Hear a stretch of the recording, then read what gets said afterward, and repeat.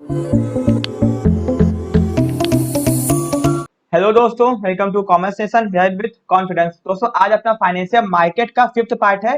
इसके पहले 4 video upload हो चुके हैं एंड चौथा पार्ट बहुत ज्यादा इंपॉर्टेंट है। अगर आपको इस पार्ट को समझना है तो पहले चौथे पार्ट को देख लीजिए, ठीक है।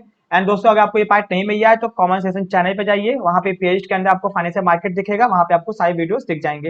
एंड दोस्तों, अगर आपके अदर सब्जेक्ट्स हैं जैसे कि इकोनॉमिक्स हो गया, अकाउंटेंसी, मनी बैंकिंग, ठीक है, फाइनेंस, तो आपको सब कुछ कॉमर्स सेशन चैनल के अंदर मिल जाएगा। आपके बीकॉम और एमकॉम एंट्रेंस के सारे वीडियो फ्री ऑफ कॉस्ट में। दोस्तों, अगर आपको प्रॉपर तरीके से तैयारी करनी है बीकॉम या एमकॉम एंट्रेंस की, तो आप लोग हम लोगों का एंड्रॉइड ऐप डाउनलोड कर सकते हैं, जहां पे आप लोग प्रीमियम टेस्ट सीरीज को ज्वाइन कर सकते हैं, जिसका प्राइस 1000 है, बट अभी 50% ऑफ चल रहा है, ठीक है दोस्तों। तो आपको बहुत ज्यादा बेनिफिट होगा उसको ज्वाइन करके। किसी को कोई भी डाउट है, कॉन्टेक्ट नंबर पर कॉन्टेक्ट करिएगा एंड आपको इसका पीडीएफ नोट्स हम लोगों के एंड्रॉइड ऐप पे मिलेगा, अगर आप लोग हम लोग का प्रीमियम कोर्स परचेज किए हैं, ठीक है।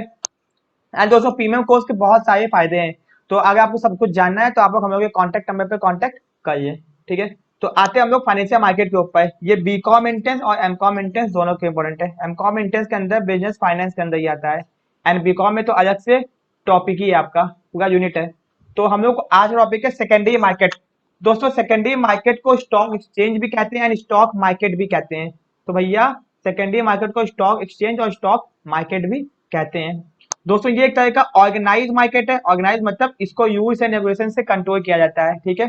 For the sale and purchase of second hand security, जो सिक्योरिटी प्राइमरी मार्केट मतलब न्यू इशू मार्केट में इशू हो चुकी है, उसको दोबारा खरीदना बेचना होता है, तो यहाँ पे इस मार्केट में खरीदा बेचा जाता है।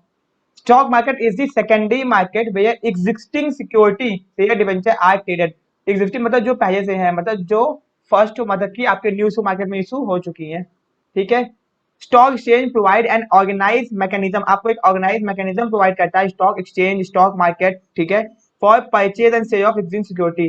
भैया, जो स्टॉक मार्केट होता है, स्टॉक एक्सचेंज आपको एक मैकेनिज्म, एक प्लेटफॉर्म प्रोवाइड करता है, जहां पे आप लोग आसानी से शेयर डिबेंचर को खरीद बेच सकते हैं, जो कि पहले इशू हो चुका है। अब दोस्तों, बहुत ही इंपॉर्टेंट क्वेश्चन कि by now they are 23 SEBI approved stock exchange India, ठीक है। दोस्तों, बहुत सारे बंद भी हो चुके हैं। अगर प्रॉपरली बात किया जाए ना, तो केवल 12 स्टॉक एक्सचेंज इंडिया में है, बट आपको इससे मतलब नहीं है। आपके बेचू के एग्जाम के हिसाब से अगर आपसे पूछेगा कि टोटल स्टॉक एक्सचेंज कितने हैं, तो 23। अगर दोस्तों आपके एग्जाम में ऑप्शन में 23 नहीं है, ठीक है, तो आप लोग 21 को टिक करेंगे, क्योंकि दो ठो क्या है, नेशनल स्टॉक एक्सचेंज है, बाकी सब रीजनल है, ठीक है। मतलब 23 में से दो क्या है, नेशनल स्टॉक एक्सचेंज है, बाकी जो आपके बचे 21 वो आपके रीजनल स्टॉक एक्सचेंज है, ठीक है। तो सिंपल मैंने आपको ये कर दिया। अगर आपके एग्जाम में ऑप्शन में केवल 23 दिया हुआ है, ठीक है, एंड 21 भी दिया हुआ है, तो आप लोग 23 को टिक करेंगे। एंड दोस्तों, अगर आपके एग्जाम में 21 केवल दिया हुआ है, 23 नहीं दिया हुआ है, तो 21 को टिक कर देंगे। दोनों दिया है तो 23 को टिक करेंगे, ठीक है। दोनों मैंने आपको बता दिया है दोस्तों कि अभी करंट में 12 है, बट आपके एग्जाम के हिसाब से एग्जाम में आपसे क्या पूछ सकता है, ये पुराना वाला है, ठीक है, तो पुराना वाला ही पूछता है, ये 12 वाला आपसे नहीं पूछेगा, ठीक है। तो अब आगे आते हैं स्टॉक एक्सचेंज। अब तो स्टॉक एक्सचेंज की डेफिनेशन बताया है यहाँ पे। Stock exchange is a body of person, मतलब BOI, बॉडी ऑफ पर्सन होते हैं, मतलब वेदर इनकॉर्पोरेटेड और नॉट, इनका रजिस्ट्रेशन हुआ होगा या नहीं हुआ होगा, विथ अ व्यू, ठीक है, ये फॉर्म होते हैं with a view to helping and regulating and controlling the business of buying and selling security. ये मतलब सिक्योरिटीज को बेचने, खरीदने, कंट्रोल करने में मदद करते हैं, इसीलिए इनका फॉर्मेशन होता है स्टॉक एक्सचेंज का। तो स्टॉक एक्सचेंज कुछ लोगों का ग्रुप होता है जो कि इनकॉर्पोरेटेड हो सकते हैं, चाहे नहीं भी हो सकते हैं। वो लोग स्टार्ट करते हैं अपने बिजनेस को, क्योंकि जो सेकंड हैंड सिक्योरिटी है उनको आसानी से खरीदा बेचा जा सके, ठीक है। दोस्तों, कुछ कॉमन स्टॉक एक्सचेंज के नाम है बॉम्बे स्टॉक एक्सचेंज, ठीक है, नेशनल स्टॉक एक्सचेंज, ठीक है, over the counter stock exchange of India, ठीक है, OTCEI। अब दोस्तों आगे आते हैं कैरेक्टरिस्टिक्स ऑफ स्टॉक एक्सचेंज।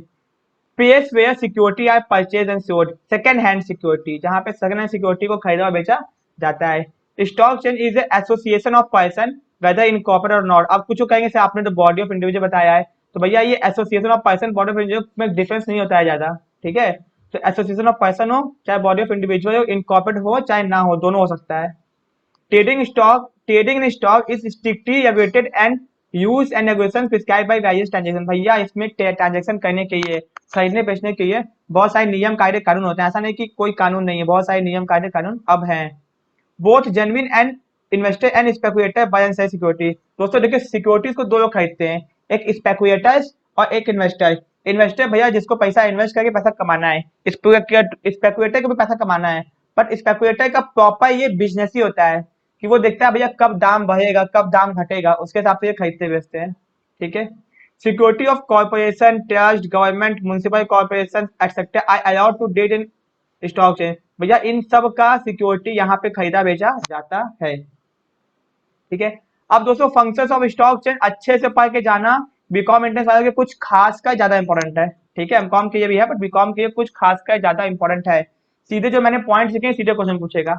दोस्तों स्टॉक चेंज एक तरह का बायोमीटर है। ठीक है, इकोनॉमिक बायोमीटर जो इकोनॉमी की कंडीशन को दिखाता है, which measure the economic condition of a country, कि भैया शेयर का दाम घट आए कि बढ़ आए, बूम है इकोनॉमी के अंदर कि डिप्रेशन है कि रिसेशन है, मंदी है, क्या है, वो सब दिखाता है।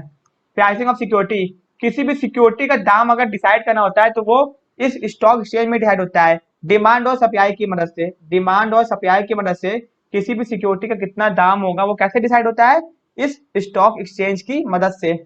सपोज कि मैंने एक सिक्योरिटी खरीदा शेयर, अब मुझे उसको बेचना है तो कितना पैसा मिलेगा वो मुझे पता चलेगा स्टॉक एक्सचेंज में। उस शेयर की कितनी डिमांड है कितनी सप्लाई है उसके हिसाब से उसका दाम डिसाइड होगा, जैसे किसी एक सामान का दाम डिसाइड होता है। ठीक है। सेफ्टी ऑफ ट्रांजेक्शन, भैया आपके हर ट्रांजेक्शन की सेफ्टी होती है क्योंकि भैया नियम कायदे कानून बने हुए हैं। ठीक है। Contributes to economic growth. ठीक है। अब दोस्तों मैं आपसे पूछना चाहूंगा कि भैया ये जो आपका स्टॉक एक्सचेंज है इसको कंट्रोल कौन करता है, तो भैया आप लोग कमेंट करके जरूर बताएंगे कि स्टॉक एक्सचेंज को कंट्रोल कौन करता है। ठीक है, स्टॉक एक्सचेंज को मैंने पूछा है, ध्यान दीजिएगा, स्टॉक एक्सचेंज को कंट्रोल कौन करता है, कंट्रोल रेगुलेट कौन करता है। ठीक है। तो कंट्रीब्यूट्स टू इकोनॉमिक ग्रोथ, भैया ये इकोनॉमिक के ग्रोथ में मदद करता है, हमारी जो इकोनॉमिक कंडीशन होती है उसको ग्रोथ करने में मदद करता है। ठीक है, तो इसको आप लोग रीडिंग कर सकते हैं, कुछ इसमें बहुत ज्यादा कठिन चीज नहीं है। स्प्लिटिंग ऑफ इक्विटी कट्स, अब भैया ये भी आपसे एग्जाम में पूछा गया बीकॉम में, इसका मतलब क्या होता है, stock exchange encourage people to invest in the ownership security. भैया स्टॉक एक्सचेंज मदद करता है कि ओनरशिप सिक्योरिटी के अंदर इन्वेस्ट करो। ओनरशिप सिक्योरिटी मतलब एक ऐसी सिक्योरिटी जैसे इक्विटी से है जिसको खरीदने से आप मालिक बन जाएंगे। ठीक है। Bye regulating new issue, better trading practices and educating public about investment. तो सिंपल भाषा में स्टॉक एक्सचेंज का काम होता है कि लोगों को इनकरेज करे कि भैया वो ओनरशिप सिक्योरिटी में पैसा लगाएं। ठीक है, अच्छे तरह से ट्रेडिंग करें, कोई भी क्या बोलते हैं गलत काम ना करें, लोगों को एजुकेट करें इन्वेस्टमेंट करने के लिए, ये सब काम होता है आपके स्टॉक एक्सचेंज का। ठीक है। प्रोवाइडिंग स्कोप फॉर स्पेकुलेशन, भैया स्टॉक एक्सचेंज स्पेकुलेशन करने के भी कहता है। स्पेकुलेशन मतलब कि अंदाजा लगाना फ्यूचर में किसी भी सिक्योरिटी का दाम घटेगा कि बढ़ेगा। ठीक है। तो दोस्तों इससे बहुत ज्यादा फायदा होता है। ठीक है ना, बहुत बड़ा बिजनेस है ये। ठीक, हम लोग को टाइप्स ऑफ स्पेकुलेटर पढ़ना है तो आगे देखेंगे। लिक्विडिटी, लिक्विडिटी मतलब जब आपको पैसा चाहिए तो आपको पैसा मिल जाएगा, ये पॉसिबल कैसे है, स्टॉक एक्सचेंज की मदद से, क्योंकि स्टॉक एक्सचेंज है, आप सिक्योरिटी जो आपने खरीदी है प्राइमरी मार्केट से या कहीं से भी, अगर आपको बेचना है तो जाइए यहाँ पे तुरंत बेच दीजिए, आपको तुरंत पैसा मिल जाएगा। बेटर एलोकेशन ऑफ कैपिटल, लोग कैपिटल का अच्छे से इस्तेमाल कर पाए बिजनेसमैन, उसके लिए भी ये बहुत जरूरी है। Promote the habit of saving and investment, भैया स्टॉक एक्सचेंज लोगों के बीच में सेविंग की आदत लगाता है, किसके पास पैसा पड़ा हुआ उसने स्टॉक एक्सचेंज में खरीद दिया, क्यों खरीदा, क्योंकि अच्छा कंट्रोल्ड ऑर्गेनाइज हमारे देश में स्टॉक एक्सचेंज है इसीलिए। ठीक है। अब दोस्तों इकोनॉमिक फंक्शन, यहाँ पे कुछ इकोनॉमिक फंक्शन है ध्यान में रखिएगा, तो इसको भी देखते हैं। एक तरह का रेडी मार्केट प्रोवाइड करता है हमको खरीदने बेचने के लिए, मोबाइल सेविंग को मोबाइलाइज करता है, सिक्योरिटी को अपेजल, कौन सिक्योरिटी अच्छी है कौन बेकार है ये बताता है, proper detection of flow of capital, पैसा कहाँ जाए ये भी आपको बताता है, safe guard to investor, investor को सेफ रखता है किसी भी फ्रॉड ट्रांजेक्शन से, फैसिलिटी फॉर स्पेकुलेशन, मतलब स्पेकुलेशन मतलब आपको अंदाजा मारने में मदद करता है। तो इन सबको इकोनॉमिक फंक्शन भी कहते हैं, ध्यान रखना। अब दोस्तों आते हैं causes of fluctuation in stock exchange, price fluctuation, कि सामान का दाम सिक्योरिटी का दाम ऊपर नीचे क्यों होता है। पहला, किसी भी चीज की डिमांड घटेगी बढ़ेगी तो भैया उसका दाम ऊपर नीचे होगा, कंपनी की फाइनेंशियल पोजीशन खराब होगी अच्छी होगी तो सिक्योरिटी का दाम भी घटेगा बढ़ेगा। स्पेकुलेटिव पैसा, कभी कभी लोग इतना अंदाजा मार देते हैं कि उसके कारण सिक्योरिटी के दामों के ऊपर असर पड़ जाता है। ठीक है। एक्शन ऑफ फाइनेंशियल इंस्टीट्यूशन, कभी कभी जो अपने फाइनेंशियल इंस्टीट्यूशन होते हैं जैसे बैंक, कुछ ऐसा एक्शन लेते हैं कंपनी के खिलाफ कि कंपनी के शेयर के दाम ऊपर नीचे हो जाते हैं। Changes in the company management, company के मैनेजमेंट के अंदर चेंज होने के कारण कंपनी की सिक्योरिटी के ऊपर असर पड़ जाता है। मान लीजिए अभी टाटा कंपनी है, टाटा कंपनी के चेयरमैन है रतन टाटा जी। अब मान लीजिए उनको वहां से हटा दिया गया, तो क्योंकि उनके नाम पे कंपनी चल रही थी, उनके हटने से उनके शेयर के दाम भी गिर सकते हैं। ठीक है, तो इस बात को ध्यान रखिएगा। ये सब हो गया। अब भैया method of trading in stock change, आप सबने जिंदगी में अपने कभी ना कभी इस चीज को पढ़ा जरूर होगा कि भैया शेयर मार्केट के अंदर कैसे शेयर खरीदा बेचा जाता है। बट दोस्तों मैं आपको बता दूं, हम लोग जो पढ़ते हैं वो बुक की चीजें होती हैं, मतलब प्रैक्टिकल लाइफ के अंदर कभी भी जैसा लिखा होता है बुक के अंदर वैसा एग्जैक्ट हूबहू नहीं होता है। ठीक है, तो हम लोग जो पढ़ेंगे वो बुक के हिसाब से पढ़ेंगे। बट कभी फ्यूचर में आप कभी जाएंगे शेयर खरीदने बेचने, तो आप सब कुछ ऑनलाइन है एंड कोई भी मैकेनिकल या मैनुअल काम नहीं होता आज के टाइम पे। तो चलिए आइए देखते हैं। सबसे पहले जिसको भी शेयर डिवेंचर खरीदना बेचना है, तो भैया एक तो ब्रोकर को अपॉइंट करेगा। अब ब्रोकर होता कौन है? दोस्तों ब्रोकर स्टॉक एक्सचेंज का एजेंट होता है जो शेयर को खरीदता और बिकवाता है। ये बहुत टाइप्स के होते हैं, अभी इनके टाइप्स के बारे में भी देखेंगे। आप दोस्तों आप लोग ऑर्डर देंगे, ऑर्डर दोस्तों जो देंगे कि खरीदने का देंगे या तो बेचने का देंगे, तो ऑर्डर बहुत टाइप का होता है। तो चलिए उसको देखते हैं, पहले पूछता है एग्जाम में। अब पहला है at best order. Best order का मतलब होता है it is an order which does not specify any specific price. आप बोलते हैं खरीदने के लिए, बट आप कोई स्पेसिफिक प्राइस नहीं बोलते अपने ब्रोकर को, कहते हैं कि खरीदियो इस दाम पे। इट मस्ट बी एग्जीक्यूटेड, ये तुरंत एग्जीक्यूट किया जाएगा at best possible price. Suppose आपने कह दिया कि 100 ईजर ऑयल का शेयर खरीदो एट बेस्ट। बेस्ट मतलब जो भी सही दाम है, अच्छा दाम है, जो भी बेस्ट दाम है, इसको बोलते हैं एट बेस्ट ऑर्डर। ठीक। Limit order, it is an order for the purchase and sale of security at fix price. आपने बोला कि इतने का है एंड इतने का आप खरीदो फिक्स प्राइस पे। लिमिट मतलब जिसमें दाम फिक्स है। चाहे 10 DCM at the rate of 76, मतलब 76 रुपए के हिसाब से एक डीसीएम का शेयर खरीद रहे हो। अब इमीडिएट और कैंसिल ऑर्डर, इसका मतलब क्या होता है? It is an order for the purchase and sale of security immediately, तुरंत खरीदो एट द जो मैंने दाम बताया उस दाम पे। ठीक है। If the order could not be executed, अगर उस दाम पे नहीं हो पाता है तो उसको क्या कर दो, कैंसिल माना जाएगा तुरंत। मतलब आपने अपने ब्रोकर को बोला कि भैया ये देखो ये सिक्योरिटी, इसको खरीदो इस दाम पे, तुरंत खरीदिए तो ठीक, अगर नहीं खरीद पाए तो उसको कैंसिल कर देना, मत खरीदना उस दाम पे। अब डिस्क्रिशनरी ऑर्डर, ये क्या होता है? It is an order to buy और sell share at whatever price the broker think reasonable. आपने ब्रोकर को बोल दिया भैया आपको जो अच्छा लगता है उस दाम पे खरीद दो, तो वो खरीद देगा। This is possible only when the client has complete faith, जब भैया क्लाइंट को कंप्लीट फेथ होता है, विश्वास होता है अपने ब्रोकर के ऊपर। ठीक है, ये भी हो गया। Limited discretionary order, it is an order to buy and sell security within specified price range. आपने एक तो प्राइस रेंज बता दिया, जैसे आपने बोल दिया 1000 से 2000 के बीच में दाम होगा तो खरीद देना, तो इसके बीच में दाम होगा तो वो खरीदिएगा अपने बेस्ट जजमेंट के हिसाब से। ब्रोकर को जो लगेगा कि हाँ ये दाम ठीक है, 1200 का आ गया, चलो खरीद देते हैं। ठीक। ओपन ऑर्डर क्या होता है? It is an order to buy and sell without fixing any time limit और प्राइस लिमिट। ऑर्डर मतलब आपने कोई टाइम नहीं बताया, आपने कोई प्राइस नहीं बताया, बस बोला खरीद रहे हो, इसको बोलते हैं डिस्क्रिशनरी ऑर्डर। ठीक है। Stop loss order, it is an order to sell as soon as the price fall up to particular level और to buy when the price rises up to specified level. मतलब आपने बोल दिया कि भैया आपको लॉस ना हो, बस मान लीजिए आपका कोई सिक्योरिटी था, आपने बोल दिया कि इसके दाम गिरने से पहले इसको बेच दो, बस आपको नुकसान ना हो। ठीक है, या फिर खरीद हो आपको नुकसान ना हो, पर्टिकुलर दाम बढ़ने या घटने के ऊपर डिपेंड करता है ये भी हो गया। अब दोस्तों भैया आपने ऑर्डर दे दिया, अब आपके ऑर्डर का एग्जीक्यूशन होगा। एग्जीक्यूशन मतलब आपने जो ऑर्डर दिया है, जैसा भी ऑर्डर है, आपका ब्रोकर शेयर खरीदेगा या फिर बेचेगा, जो भी करना होगा करेगा। फिर प्रिपरेशन ऑफ कॉन्ट्रैक्ट नोट, भैया पूछा था एक बार कि कॉन्ट्रैक्ट नोट कौन बनाता है, यानी होता क्या है ये, तो चलिए देखते हैं। तो contract note is an written agreement, ये क्या एग्रीमेंट होता है between the broker and his client, उसके ब्रोकर और उसके क्लाइंट के बीच में, फॉर द ट्रांजेक्शन एग्जीक्यूटेड। भैया ब्रोकर ने जो खरीदा बेचा है उसका जो ट्रांजेक्शन हुआ है उसका एक तरह से रिटन एग्रीमेंट, क्योंकि बाद में क्लाइंट कहेगा आपने नहीं खरीदा, ब्रोकर कहेगा मैंने खरीदा है, तो प्रॉपर रिटन फॉर्म में एग्रीमेंट होता है जिसको कॉन्ट्रैक्ट नोट कहते हैं। It contain the detail of contract made, क्या कॉन्ट्रैक्ट हुआ था, कितने का खरीदा बेचा गया, कितना कमीशन था, कंपनी का नाम क्या था, कितना शेयर खरीदा गया, कितने पे खरीदा गया, सब कुछ होता है। ठीक है।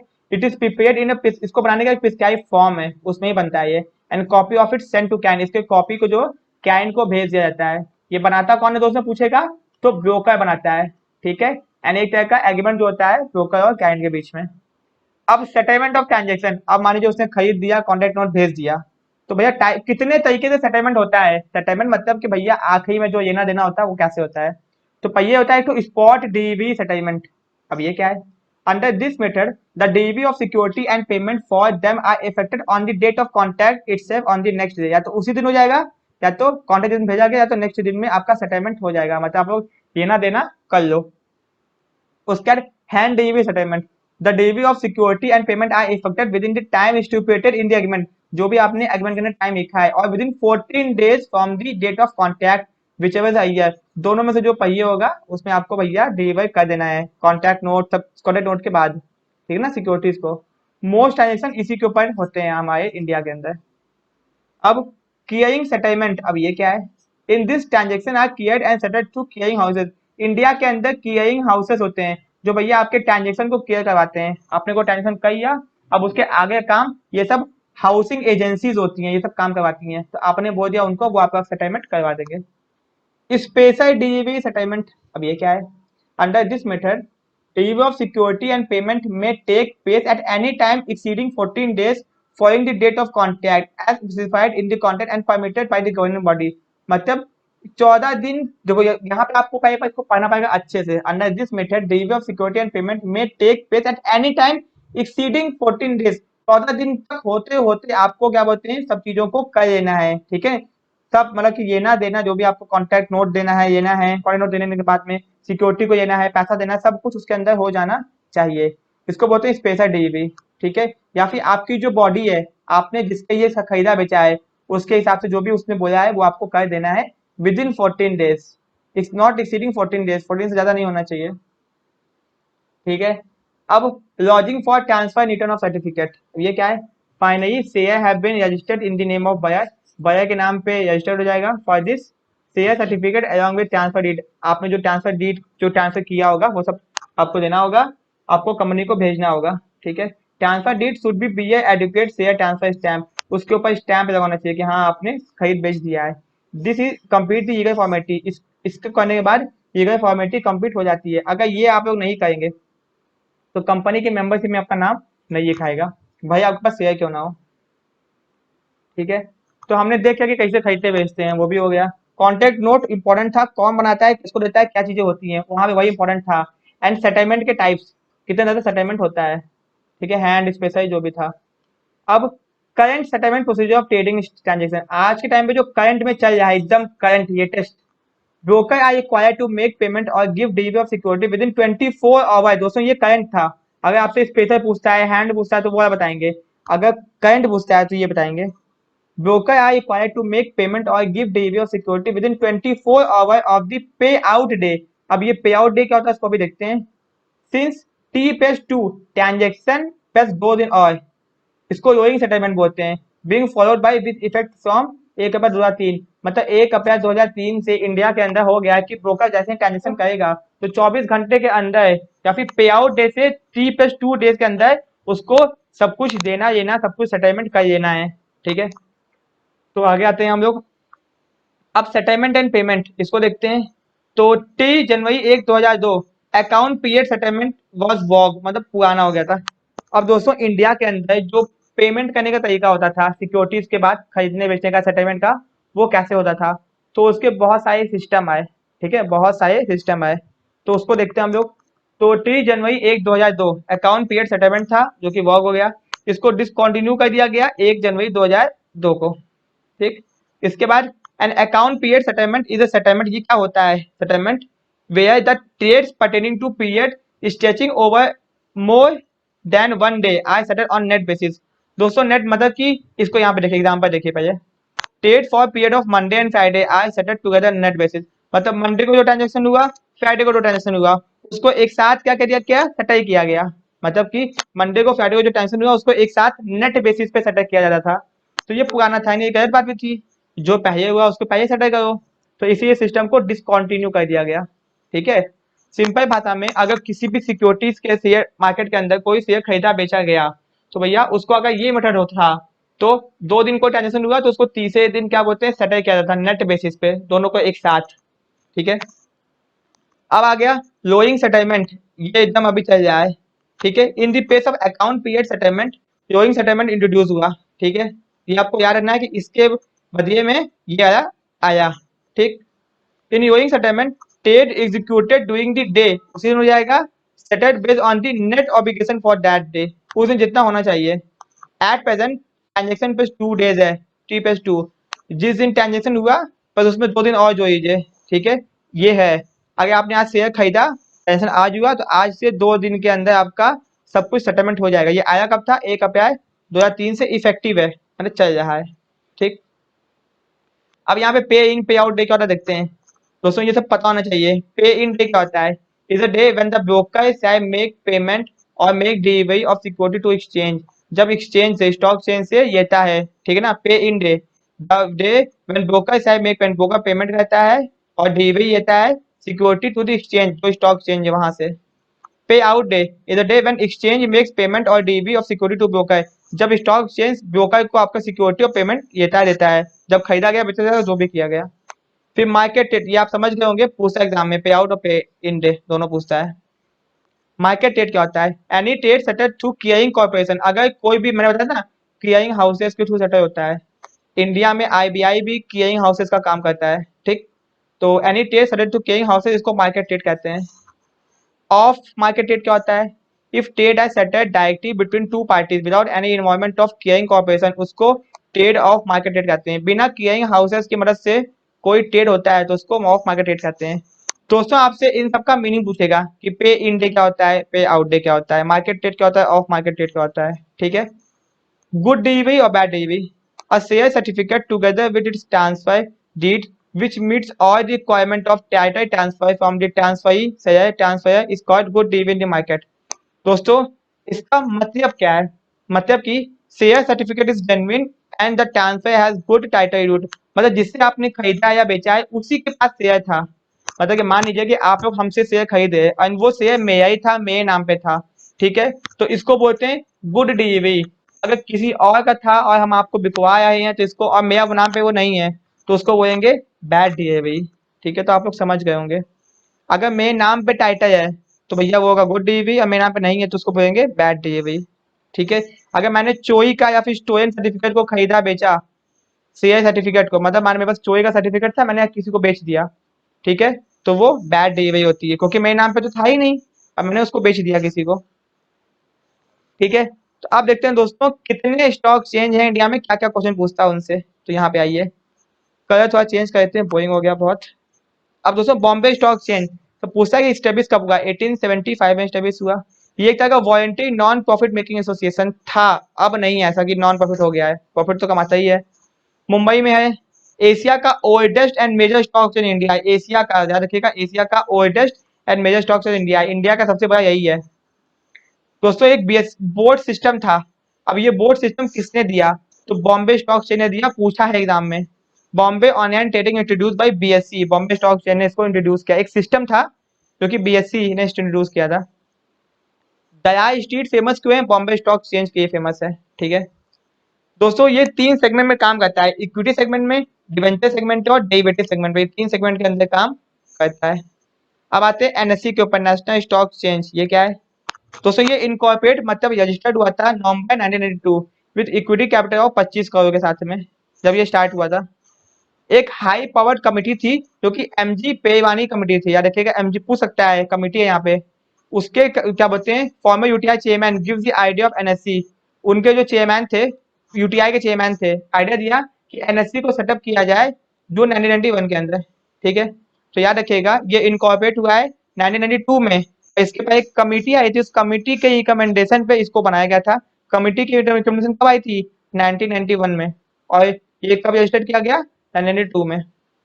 इसको प्रमोट किसने किया? दोस्तों प्रमोट का मतलब होता है कि इसमें पैसा किसने लगाया। तो यहाँ पे देख लीजिए, आईडीबीआई, आईसीआईसीआई, एलआईसी, जीआईसी, ये सब लोगों ने उस पर पैसा लगाया। अब इसका ऑब्जेक्टिव देख लेते हैं, establish nationwide trading facility for equities and डेप्ट एंड हाइब्रिड। अगर किसी को नेशन पूरे इंडिया में इक्विटी खरीदना है, डेप्ट खरीदना है, या फिर हाइब्रिड, मतलब इक्विटी, अब कुछ नई टाइप की सिक्योरिटीज होती हैं, ठीक है, उनको हाइब्रिड कहते हैं, उसको खरीदना बेचना है तो वो इसकी मदद से खरीद सकता है, एनएसए की मदद से। Facilitate equal access to investor across country, भैया सारे इन्वेस्टर आसानी से ये एनएससी के अंदर खरीद बेच सकते हैं। ठीक है, provide fairness, efficiency, transparency to the security trading, मतलब सब कुछ देता है आपको, ट्रांसपेरेंसी एकदम पारदर्शिता के साथ आप लोग खरीद बेच सकते हैं। इनेबल शॉर्टर सेटलमेंट साइकिल, कम से कम सेटलमेंट साइकिल। तो दोस्तों सेटलमेंट साइकिल में इस समय करंट में क्या चल रहा है, ठीक है, अभी मैंने आपको बताया है, तो प्लीज आप लोग कमेंट करके बताइए कि इस समय करंट सेटलमेंट साइकिल कितना चल रहा है। ठीक है, तो आप लोग कमेंट करके बताइए। तो इसका सेटलमेंट साइकिल बहुत छोटा होता है। Meet international security market standard, ये इंटरनेशनल मार्केट स्टैंडर्ड मापदंडों को अपना के काम करता है। ठीक, NSC fully automated screen based rating system, मतलब ऑटोमेटिक सब काम होता है, स्क्रीन बेस्ड, स्क्रीन पे दिखता है सब कुछ एंड सब काम होता है।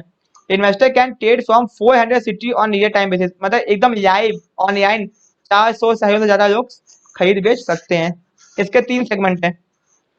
कैपिटल मार्केट सेगमेंट, जितना भी कैपिटल मार्केट में काम होता है खरीदा जाता है यहाँ पे भी होता है। होलसेल डेब्ट मार्केट एंड डेरिवेटिव्स मार्केट। ठीक है, ये हो गया। अब आते हैं OTCI, फुल फॉर्म पर याद रखिए, over the counter exchange in India. ठीक है, उसके बाद incorporated 1990 as a company under company act 1956, इसको याद रखिएगा, पूछ सकता है एग्जाम में, एज अ कंपनी स्टार्ट हुआ था ये।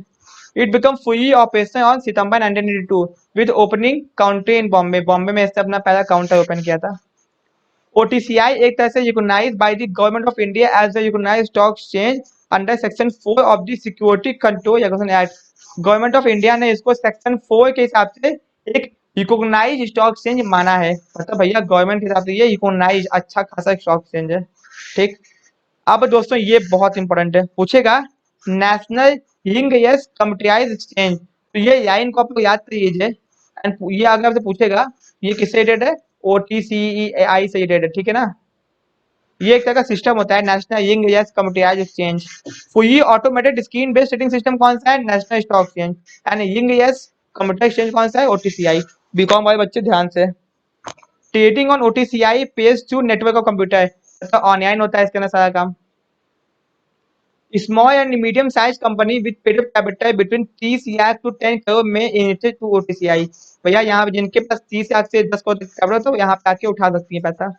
ठीक, it deals with equity, preference share, bond, debenture, warrants. ठीक है, OTCI is promoted by, promote मतलब पैसा लगाया, ये सब लोगों ने लगाया पैसा। ठीक है, ये नहीं पूछता है।